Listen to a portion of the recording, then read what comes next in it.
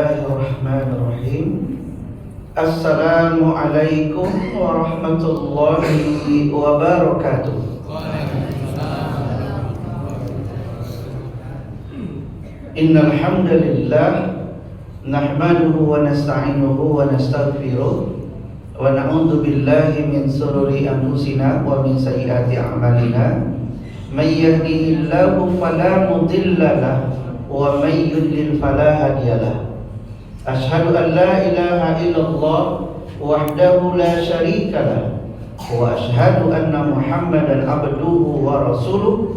Allahumma salli wa sallim wa barik ala Muhammadin wa ala alihi wa ashabihi wa man tabi'ahum bi ihsanin ila yaumiddin, amma ba'du. Qala Allah Ta'ala fil Qur'anil Karim, a'udzu billahi minasyaitonir rajim. Ya ayyuhalladzina amanu taqullaha haqqa tuqatih wa la tamutunna illa wa antum muslimun.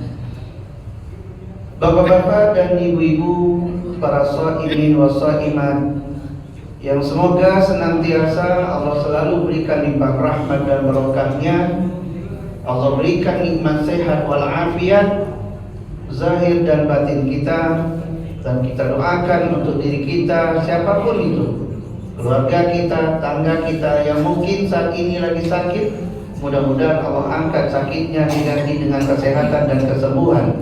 Yang dalam kesulitan, kesusahan, Allah berikan kemudahan dan kelapangan. Kalaulah berupa rezeki belum turun dari langit, Allah turunkan. Belum keluar dari bumi, Allah keluarkan. Yang jauh Allah dekatkan, yang dekat kita segera dapatkan. Insya Allah kita semua selamat dunia akhirat. Amin ya rabbal alamin. Alhamdulillah, segala puji bagi Allah yang menghadirkan kita pada hari ini dalam acara jelang iftar, jelang waktu berbuka. Kita isi tausiah pendalaman ilmu dalam rangka untuk memantapkan akidah tauhid, meningkatkan ibadah, dan memperbaiki akhlak muamalah kita. Mudah-mudahan yang nanti kita sampaikan menjadi amalan dalam kehidupan kita sehari-hari. Bapak dan Ibu, apa yang harus kita jelaskan pada hari ini? Kita akan bicara tentang konsep alladzina amanu wa amilus shalihat yang disebutkan di dalam Al-Qur'an. Al-Quran itu seringkali mengulang kalimat alladzina amanu wa amilus shalihat, yakni orang-orang yang beriman dan orang-orang yang beramal soleh. Kedua hal ini menjadi bagian yang saling keterikatannya sangat kuat, tidak boleh terpisahkan.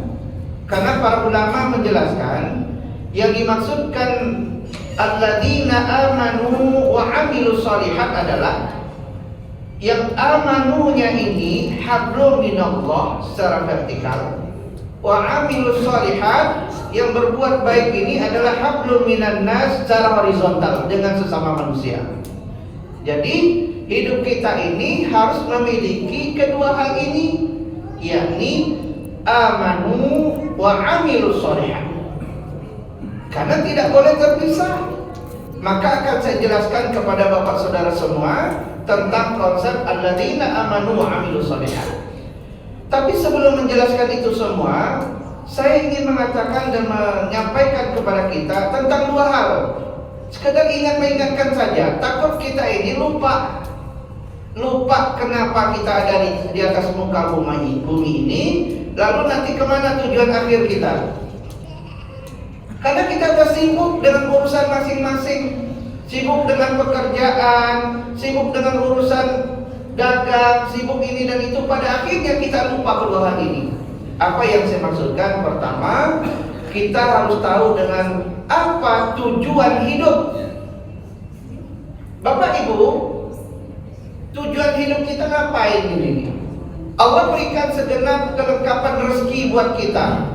Yang kita minta, yang kita tidak minta, Allah berikan itu. Kalau dibalik nanya, tujuan kita ngapain sih di muka bumi ini? Apa sekedar ngabisin waktu, yang mau dagang-dagang, yang sibuk ini? Ternyata tidak. Untuk meluruskan, maka saya ingin katakan, apa tujuan hidup kita Bapak dan Ibu? Al-Quran surah Al-Baqarah Di ayat 200 Allah mengatakan begini, Faminan nasi mayaqulu rabbana atina fid dunya wa ma lahu fil akhirati min khalaq. Di antara manusia itu, sebagian manusia ada yang berdoa memohon kepada Tuhannya agar diberikan kebahagiaan dunia, tapi mereka lupa kehidupan akhirat. Siapa kelompok ini? Kelompok orang-orang yang sibuk mencari pitik, sibuk bekerja, sibuk dagang. Ketika datang waktu sholat, dia tak sholat. Allahu Akbar, Allahu Akbar. Kebanyakan manusia hanya disibukkan dengan urusan dunianya, lalu datang waktu sholat dia abaikan. Sholat zuhur itu boleh tak jam 2 siang? Zuhur boleh tak jam 2 siang? Pada puasa ya? Boleh ya.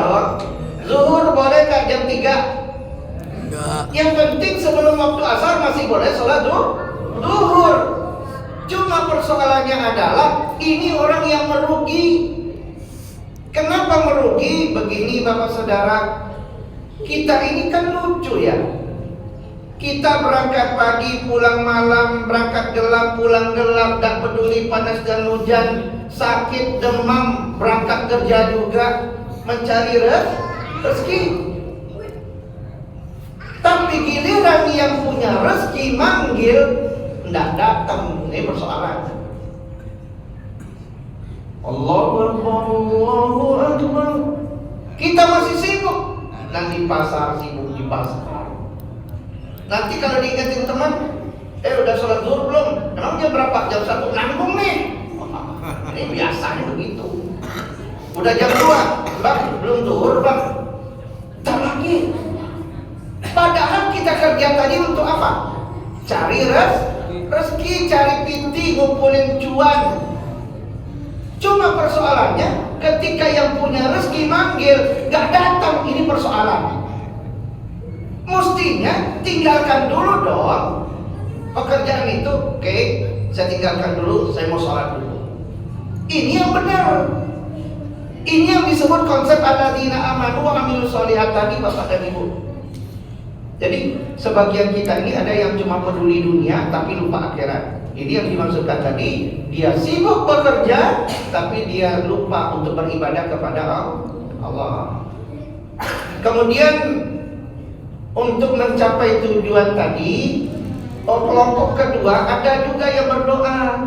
Al-Baqarah di 201 itu. Kalau 200 tadi kan cuma butuh dunia. Sementara di 201 Allah mengatakan, wa minhum may yaqulu rabbana atina fid dunya hasanah wa fil akhirati hasanah wa qina adzaban benar. Nah, kalau tadi cuma butuh dunia, tapi kelompok yang kedua mereka butuh dunia bahagia, akhirat bahagia, jauh dari api neraka. Nah, mudah-mudahan kelompok yang kedua ini kita. Kenapa? Karena doa Rabbana atina fid dunya ini tidak boleh lupa dalam barisan doa-doa kita. Kenapa dunia bahagia, akhirat bahagia? Pertanyaannya, kira-kira di dunia udah bahagia belum? Aduh Pak Ustaz, jangan nanya lah. Pusing. Ada duit pusing, tak punya duit? Punya istri pusing, belum punya istri lebih pusing lagi. Punya anak pusing, tak punya anak pusing. Itulah standar hidup manusia. Jadi standar bahagia itu menurut siapa? Bukan menurut kita. Kalau menurut kita Pak, tidak cukup Pak. Hidup kalau sekedar hidup. Tapi kalau hidup untuk gaya hidup, habis kita Pak. Kalau sekedar untuk makan sambung Mas, makan berapa 3 kali sehari? Anggaplah 15.000 sekali makan. Kali 3, 45.000 sehari cukup bisa makan kita Pak.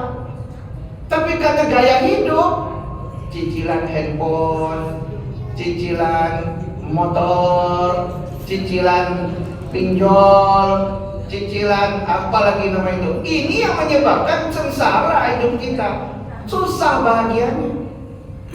Maka kita luruskan kembali di bulan Ramadan ini agar mudah-mudahan yang punya cicilan cepat lunas.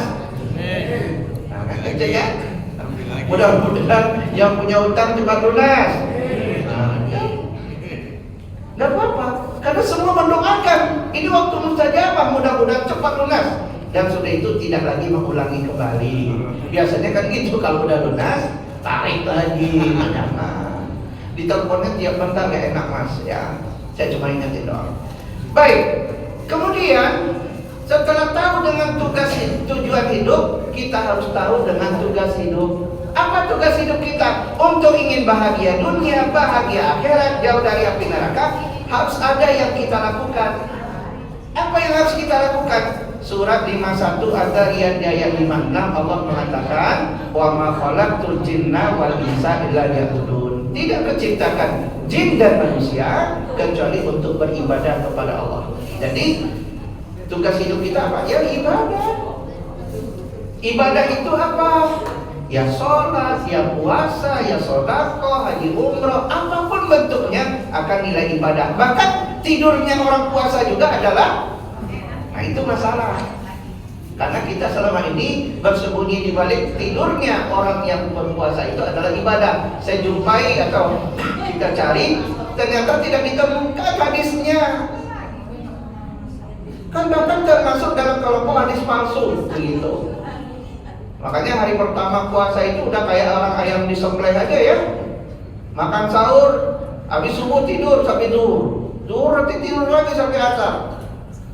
Sementara di sebelah tempat yang lain, di tempat yang lain ada teman-teman kita yang sudah khatam Quran, yang sudah ibadahnya banyak, duhanya dikerjain, sholat ini sholat itu dia kerjain. Kita mah molor aja kerjaan kita. Nah kita menguatkan. Hari ini kita memberikan penilaian dalam apa yang dilakukan.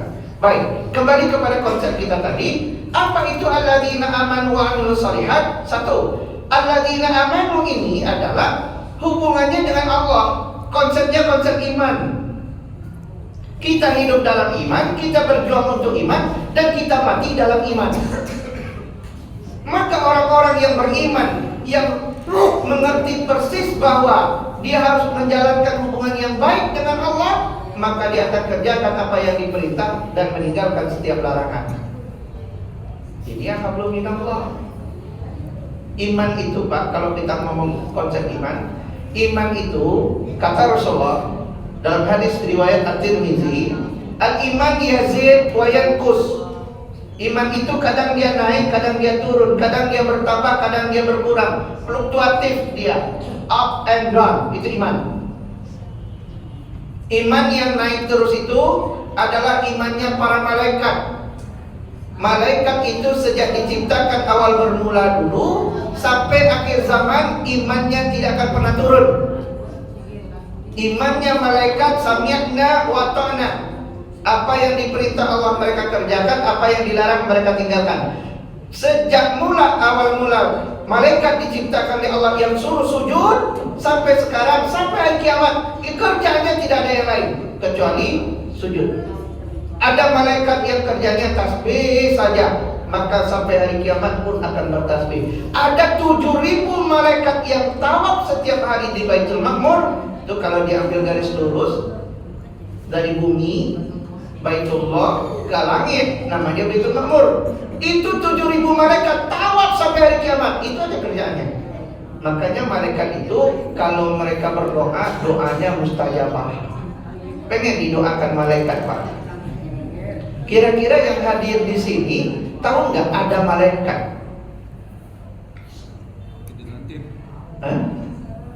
Tahu nggak ada malaikat di sini? Dari mana tahu? Dia nggak kelihatan. Cuma kita tentu realistis, dari mana kita tahu? Kita tahu dari hadis Nabi. Karena orang yang duduk di majelis ilmu, lalu malaikat mengembangkan kedua sayapnya, mengatakan lalu berdoa pada Allah, ya Allah yang duduk di majelis ilmu, Engkau panjangkan umurnya, berkahi, ampuni dosanya, selamatkan dunia akhiratnya selagi masih duduk di sini. Beda dengan yang duduk di luar. Lain. Makanya orang yang duduk di majelis ilmu itu bertambah ilmu, bertambah iman, kuat kayak akidah tauhid. Apalagi habis ngaji makan, nah ini enak. Kadang-kadang kita ini diajak ngaji susah. Mas ngaji yuk, lanjut, tak nyusul. nyusul katanya. Ngaji udah kelar, dan datang dia. OTW, tapi nggak nongol. Susah. Jadi kalau ngajak orang ngaji itu ibarat ngajak kambing ke air namanya. Kambing itu ke air itu susah, Bu. Kambing nggak suka air. Banyak orang yang suruh ngaji nggak mau datang. Padahal duduk di majelis ilmu ini keberkahan. Oh, saya mah Pak Ustadz sudah dapat ilmu dari YouTube, sekarang udah banyak. Pilihan ustadznya banyak, tinggal pilih doang. Perlu diperhatikan. Di YouTube ente nggak bisa nanya-tanya sama ustadznya, cuma nonton doang kan. Yang kedua, kalau duduk di majelis ilmu didoakan malaikat, yakinilah dari awal min awal ila akhir nanti kita acara ini Allah sudah ampuni dosa-dosa kita, Bapak Saudara. Kira-kira seneng gak? Di waktu subuh ada malaikat yang mendoakan orang yang berinfak, orang yang bersedekah. Ini sudah dijelaskan oleh para guru kita. Bahkan untuk bapak-bapak nih ya, kaum laki-laki di hari Jumat, ketika hari Jumat ada malaikat yang datang dan duduk di depan pintu masjid mencatat siapa saja orang yang datang di hari Jumat. Jadi nih bapak-bapak nih ya, datang hari Jumat. Siapa yang datang awal maka dia dapatkan pahala sebesar unta. Pernah dengar hadis itu? Siapa yang datang gelombang kedua sebesar sapi, gelombang ketiga dan seterusnya. Pada akhirnya di gelombang terakhir itu dia mendapatkan pahala sebesar telur. Tapi ketika khatib sudah naik mimbar, malaikat menutup buku catatannya lalu mendengarkan khutbah. Persoalannya adalah orang yang datang belakangan gimana judulnya? Apakah jumatannya tidak sah? Sah jumatannya. Cuma dia tidak mendapatkan keutamaan daripada sholat Jumat. Sudahlah datang telat, duduk di luar, ngobrol lagi, parah. Ya, ini saya ingatin ya. Baik. Jadi Bapak Saudara, iman yang naik terus itu imannya para malaikat. Iman yang turun terus itu imannya iblis, setan, laknatullah alaih.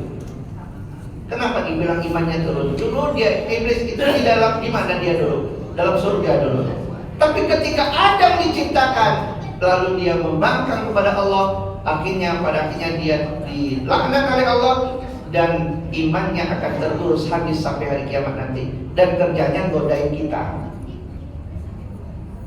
Kalau Rasulullah itu sedikit sekali tidurnya, kalau kita sedikit-sedikit tidur.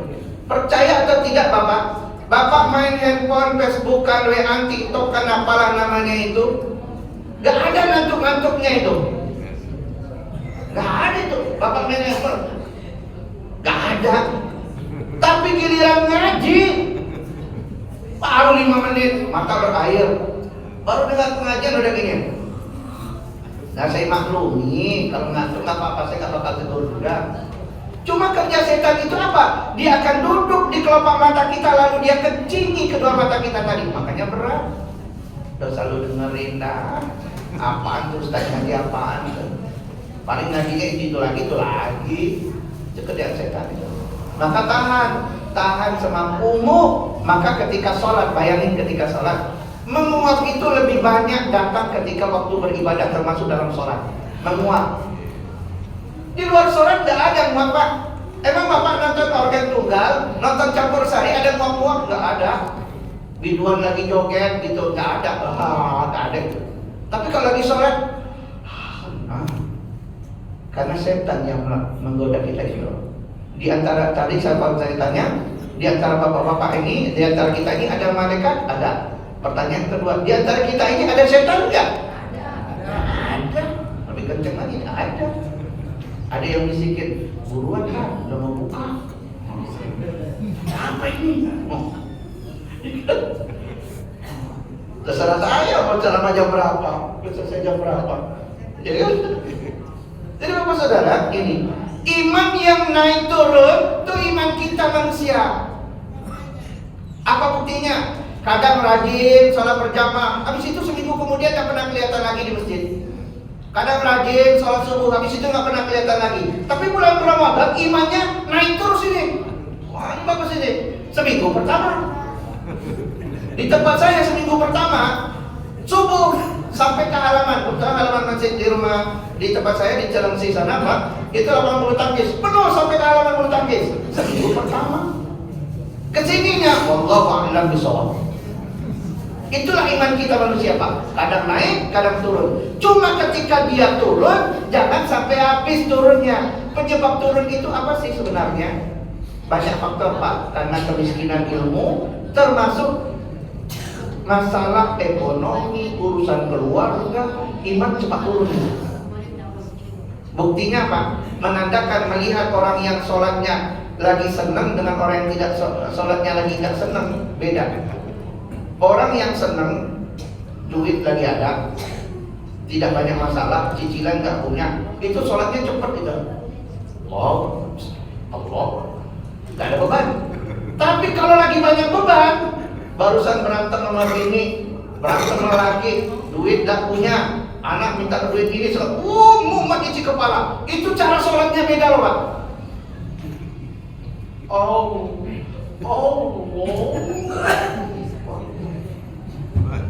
Kau perlu nangis.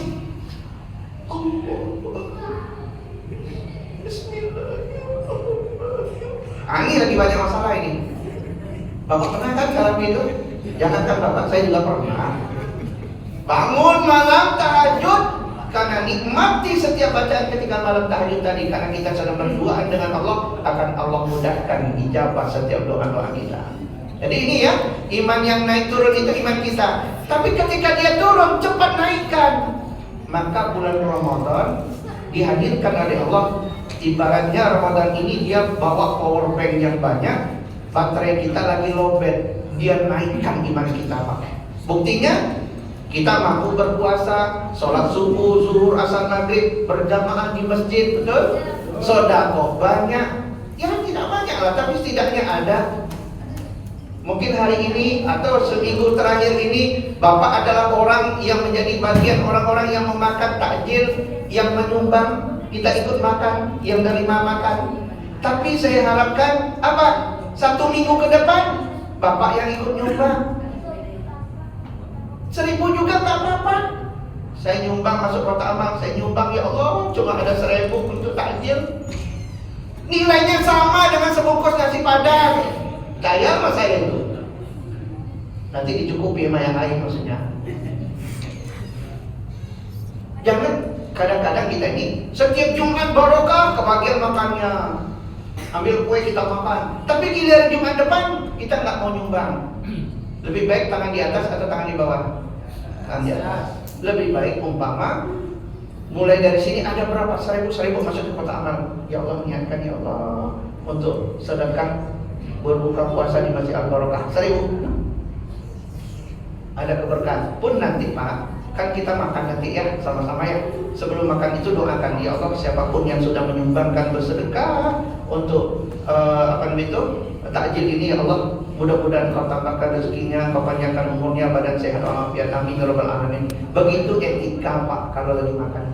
Kadang kita cuma makan doang, lalu lupa mendoakan orang yang bersedekah. Nah, kita pengen juga dong didoakan oleh orang, maka ikutlah bersedekah. Baik. Jadi mudah-mudahan yang saya sampaikan hari ini akan jadi manfaat baik untuk saya pribadi dan keluarga dan kita yang semua yang mendengarkan kajian ini. Dan pada intinya adalah bagaimana kita mampu untuk berbuat baik atau beribadah kepada Allah, lalu berbuat baik dengan sesama manusia.